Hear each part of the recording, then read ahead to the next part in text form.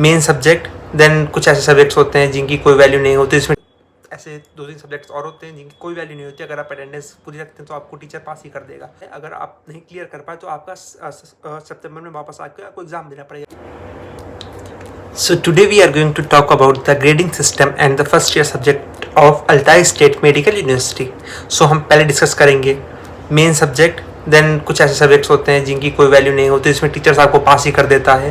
First हम उनकी बात करेंगे। पहले मैं बता देता हूँ फर्स्ट ईयर में कौन से सब्जेक्ट होते हैं। मेन सब्जेक्ट्स पे आते हैं। सबसे मेन मेडिकल सब्जेक्ट होता है एनाटमी, उसके बाद होता है histology, then biology, then chemistry.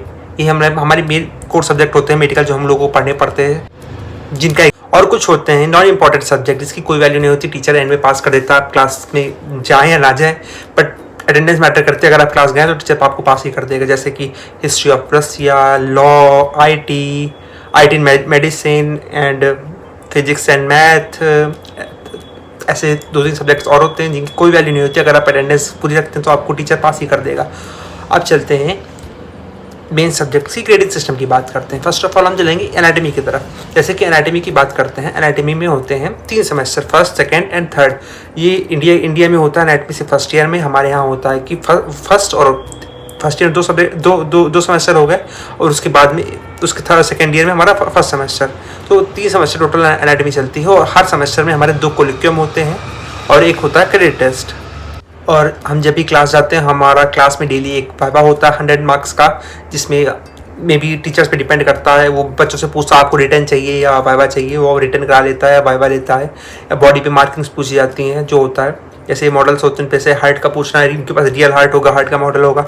वो टीचर पे डिपेंड करता है, टीचर वो किस पे मार्किंग पूछ रही है, या फिर उसको कोई थ्योरेटिकल क्वेश्चन पूछना हार्ट को रिलेटेड वो पूछती है। फिर उसमें आपको आउट ऑफ 100 रेट करती है वो।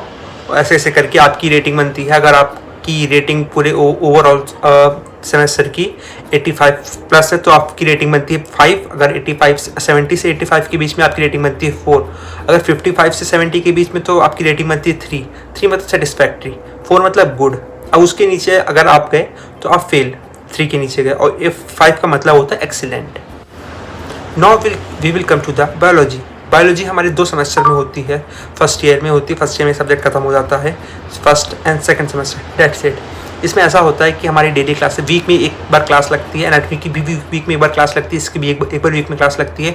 उसमें आप जब क्लास में जाएंगे, आपका एक टेस्ट होगा रिटर्न वहाँ पे, और आपसे स्केच बनवाया जाएगा। उसमें आउट ऑफ 100 आपको मार्क्स दिए जाएंगे। आपको घर से 20 MCQ सॉल्व करके जाने पड़ेंगे, उसके आपको मिलेंगे 30 मार्क्स, और आपका वहाँ पे टेस्ट होगा, उसमें आपको मिलेंगे 30 मार्क्स, और आप वहाँ पे स्केच ड्रॉ करेंगे, उसके मिलेंगे आपको 40 मार्क्स। वहाँ पे आउट ऑफ 100 मार्क्स होता है। वैसे ऐसे एनाटॉमी में मैंने आपको बताया था, उसमें 85 के ऊपर 5, ऐसे सेम स्ट्रक्चर फॉलो होता है। उसके बाद बायोलॉजी में होता है ये सेमेस्टर के एंड में एक एग्ज़ाम, और ईयर एंड में होता है फाइनल एग्ज़ाम। जैसे फाइनल एग्ज़ाम को 50% और आपने क्लासेस में क्या स्कोर करके रखा उसका 50% लेते हैं। लाइक आपने फाइनल एग्ज़ाम में स्कोर किया है 85 या 80 मान लेते हैं, 80 स्कोर किया, 80 से इसको डिवाइड बाई 2 किया तो ये हो गया 40 मार्क्स। और अगर आपका क्लास में परफॉर्मेंस भी अच्छा था, उसमें भी आपने मान लीजिए 70 स्कोर किया, 4 की रेटिंग थी आपकी, 70 हो गया 35, तो 40 प्लस 35 ये हो गया 75। तो ये आपकी रेटिंग टोटल ओवरऑल सेमेस्टर की, ओवरऑल ईयर की बैठेगी जाके 75 की। It means 4, that is good. Now we will come to the chemistry. Chemistry का थोड़ा अलग होता है। केमिस्ट्री की वीकली क्लास नहीं लगती है, 2 वीक में एक बार क्लास लगती है। उसमें क्लास में 2 टेस्ट होते हैं, एक इनकमिंग टेस्ट, एक आउटगोइंग टेस्ट। ऐसा टीचर आपको क्लास के पिछले क्लास में एक टॉपिक देगी, उसके बारे में आपको थोड़ा सा पढ़ के आना पड़ता है। उसमें आपको सुपरफिशियल नॉलेज का एक होता है इनकमिंग टेस्ट, आप कितना पढ़ के आए हैं उसके बेसिस पे उसका टीचर आपको पढ़ाएगा, वहाँ पे क्वेश्चंस कराएगा, वैसे ही क्वेश्चंस आएंगे आउटगोइंग टेस्ट में। आउटगोइंग टेस्ट में आपको 100 के आउट ऑफ 100 स्कोर किया जाएगा। तो उसके बाद आपका टोटल स्कोर बनता है आउट ऑफ 100, पूरे 100 और उन दोनों का एवरेज निकाल के आउट ऑफ 100 बनाया जाता है। वैसे ही इसमें भी सेम होता है। और इसमें हर सेमेस्टर के एंड में ये 2 सेमेस्टर होता है, first and second semester. Biology first और केमिस्ट्री सिर्फ फर्स्ट एंड सेकंड सेमेस्टर में होती है, फर्स्ट ईयर में ख़त्म हो जाती है। और मैं आपको इसके बारे में बात बताता हूँ। और यही इसका फाइनल एग्ज़ाम होता है।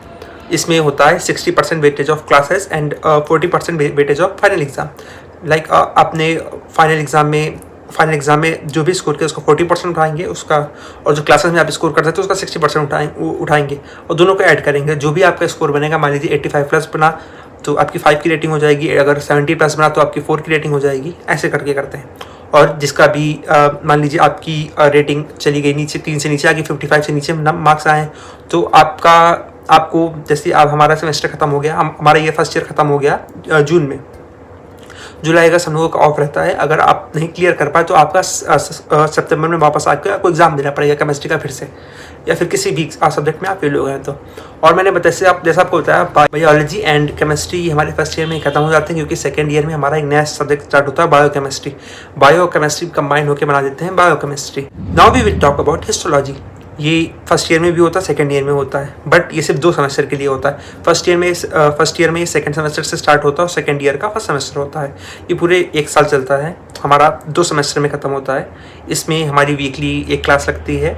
इसमें भी हर क्लास में आपको आउट ऑफ 100 स्कोर किया जाता है। आपकी स्केच को, जैसे मैंने आपको बायोलॉजी में बताया था, स्केच MCQ घर से करके आने होते हैं, वहाँ पे आप एक टेस्ट होता है, डेट्स इट।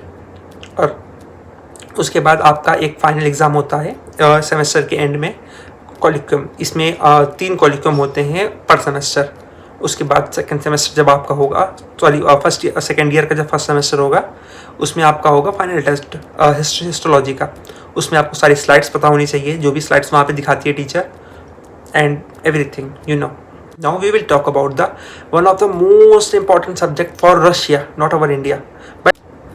लेकिन अगर आपको रशिया में सर्वाइव करना तो आपके लिए बहुत ज़्यादा इंपॉर्टेंट है रशियन लैंग्वेज। आपको रशियन आनी चाहिए, क्योंकि आपको 6 साल तक वहाँ पे रहना है, वहाँ का कल्चर पता होना चाहिए, सब पता होना चाहिए। आप क्या बाहर जा रहे हैं, आप उनसे बात तो कर सकें कम्युनिकेशन करने के लिए, और वहाँ पे सर्वाइव करने के लिए आपको लैंग्वेज की हमारी वीकली लगती हैं 3 क्लासेस। इसमें हमको teacher out of her class में तो स्कोर नहीं करता है, बट वो आउट ऑफ 1 क्लास में स्कोर ज़रूर करता है आउट ऑफ 100।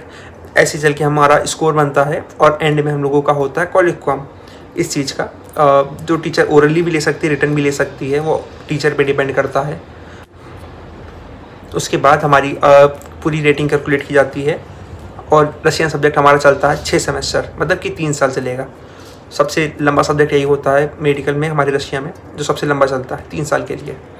और उसके बाद नॉन इम्पॉर्टेंट सब्जेक्ट्स पे आते हैं, जैसे फिजिकल एजुकेशन हो गया, उसमें आप अटेंडेंस रखिए, आप पास हो जाएंगे।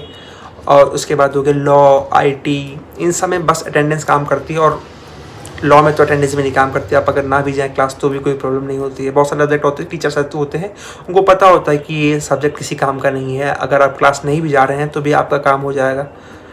So that's it. और पढ़ना तो आपको खुद ही पड़ेगा, स्पून फीडिंग नहीं चलती है रशिया में। That's it, bye.